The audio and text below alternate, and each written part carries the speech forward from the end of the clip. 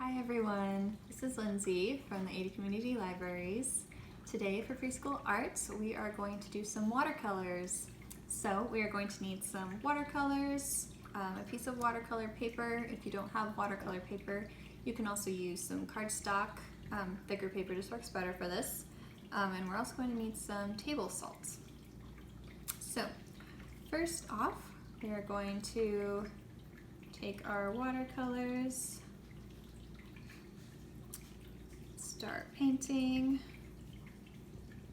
You can make whatever sort of design you want. Go ahead and use as much water as you would like.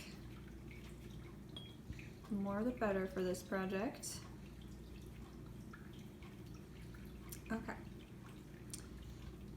So when our paper is nice and wet, we are going to go ahead and take our salt and sprinkle it on.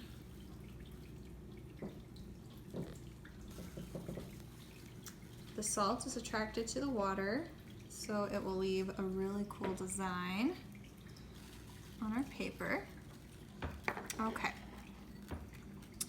So that is going to need to dry for a little bit, so I'm going to set that to the side. And here I have some paper that I did earlier.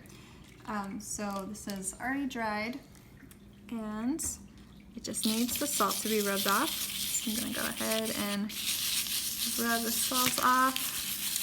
It gets a little messy, so you may want to do this over a trash can. So go ahead and take all that off. And I don't know if you can tell, but you can see that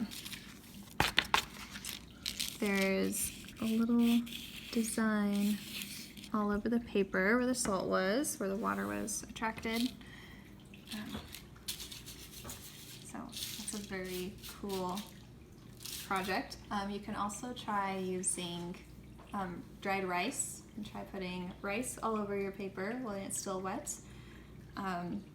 Try using sugar, try using a couple different things and see what different designs you can make.